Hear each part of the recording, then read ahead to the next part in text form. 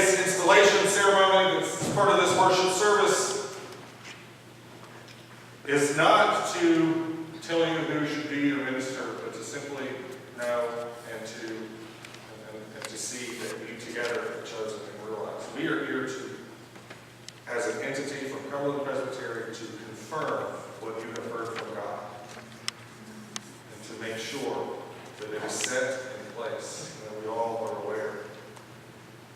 Ministers have a lot of different jobs. They're lined out in our confession of faith. There's a lot of them in here. If you haven't seen before, ask. Get on here. Make more or something. Okay? There's a lot of good stuff in here, not just the things we believe, but the way that our churches function and our denomination functions. So the purpose today of this installation is just to confirm what you already know. Confirm the call of God that you have heard, to call Aaron here, to confirm Aaron's own personal hearing of God, to be called here also. I don't really have to say a whole lot because the sermon was meant to try and show you some of the purpose of why we have ministers, why we have pastors in the first place. Aaron is a friend of mine, and I'm more than honored to come up here and be part of this. But this isn't just about Aaron. This isn't just about the session. This is also about the congregation. All of us here today, through this service, will agree to work together for the good of the kingdom of God and for one another, hopefully. So, Aaron, if I can get you to come up for just a second. There's some questions that I need to ask you. I'm going to come down here. Not yell at you here.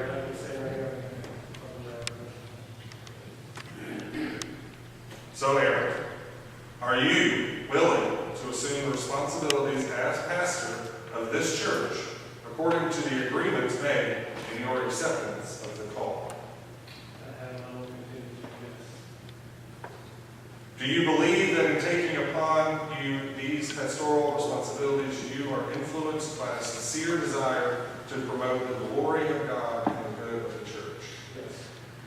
Do you solemnly covenant that in reliance upon the grace of God, you will endeavor faithfully to fulfill the responsibilities of a pastor to this church, to preach and teach the Word of God, to care for the sick, the troubled, the dying, and the bereaved, and to lead this church in its witness and ministry as God gives you wisdom and strength?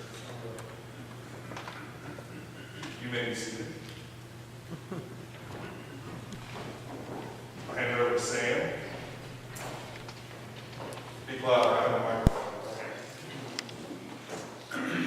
I'm going to ask that the elders of this congregation please stand.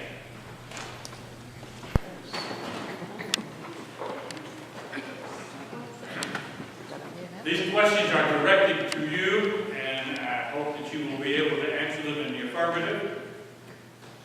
As the immediate representative of the people, are you willing to share with the minister as your pastor in the government and leadership of the congregation? Yes. The Constitution identifies the section of a particular church as the ministry in charge and the elders elected by the people. The section thus constituted is charged with the pastoral oversight of the congregation.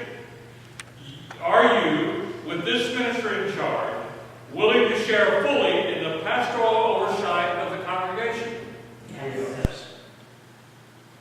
Do you covenant with this minister as your leader and pastor to share openly and fully with him about all the ministries of this particular church, praying for and with him and encouraging him in this work with you? Yes. Thank you. You may be seated.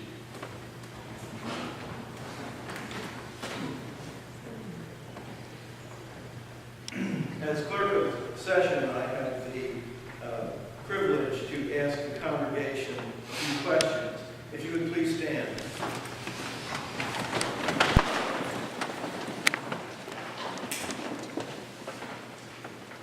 To the congregation, are you willing to enter into a pastoral relationship with this minister whom you have called to be your pastor? Yes. Do you covenant to encourage and assist him in the ministry which you share with him in this congregation? Yes.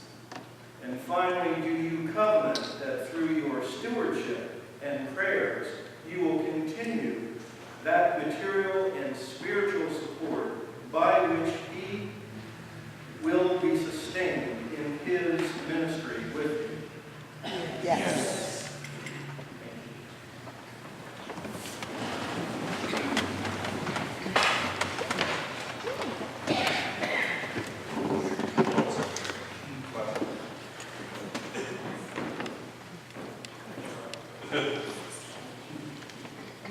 I now declare, as the leader of this commission from Presbytery, hearing all the questions answered in the affirmative with a yes, I now declare that Aaron Craig has been regularly called and installed pastor of this congregation, agreeable to the Word of God and according to the government of the Cumberland Presbyterian Church. Therefore, Aaron is entitled to all support, encouragement, and honor in the Lord, in the name of the Father, and of the Son, and of the Holy Spirit. Amen.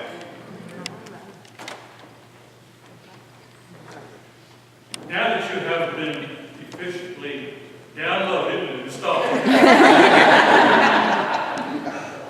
in order to keep your batteries from burning too low,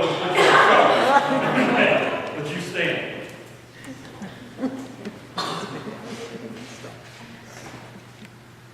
There are so many descriptions of what a pastor is.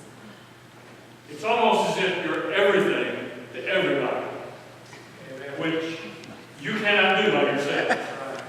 You need help with this congregation. You need help with the call of God. In God's call to you, you have been set aside, sanctified in the city. Be different. But I also charge you to be at one with the one who set you aside, but at one with this congregation. They cannot know who you are until you are with them individually and personally where they are. Be willing to be there. So in doing that, that will allow you to serve out your purpose of God's calling to give them the pastoral oversight. You got to know their name. And I don't mean just their name. Know who they are. Yes. Like a good shepherd knows his sheep. Like Jesus knows you. Like Jesus knows them. So when you depend upon the Lord Jesus Christ and your good shepherd, you can become the shepherd that this congregation needs. Don't be afraid to proclaim the word of God to them. Even if they may not like it, it's still your job. You've got to do it because God has put this burning desire in your heart and your soul to follow him and be your proclaimer and teacher. That makes you like a prophet, which means they're not going to be willing to hear something. You still have to help and teach them. Be what you can be by the grace of God. And God loves you. You can be seated, and I'm going to ask the congregation to stand.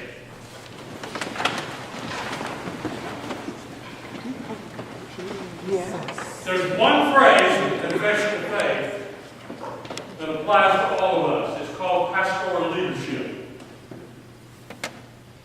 and pastoral oversight. That applies to everything the Cumberland Presbyterian Church does. It begins with the local session and the congregation. The session, along with this minister, has pastoral oversight to take care of you. That's their job. But because they do their job, I charge you to have some pastoral oversight and loving and caring for this pastor and his family. Yes. Yes, you called him, Presbytery has He is now your pastor, but you didn't just hire him. His wife and family comes along with the deal. That does not mean that they have to do everything. No. I want you to know that your pastor is the one you hired. His wife is like you, merely a member of this congregation. Amen. So don't put her up here where she doesn't need to be or doesn't want to be. She's one of you. You now need to learn to take care of each other in a very loving, careful way. Yes. But also, I charge you to hear the words that come from his mouth that have been given to him by God himself. And I want you to think about the words you hear. Word is so powerful. That is the way God created all that is. When the Word comes from God, it can become God's dwelling place in our lives. That's what you're hearing from your pastor. When he's a prophet, and you don't like what he has to say, remember, it is God speaking through him, and it's for you. It is for you. Love him. Support him. Do it all in the name of the Lord Jesus Christ. And you will find peace that only Christ can give. Because this family now is in your family. Allow him to know who you are. Don't be afraid to share with him who you are. Because if he does his job, no matter who you are, he will love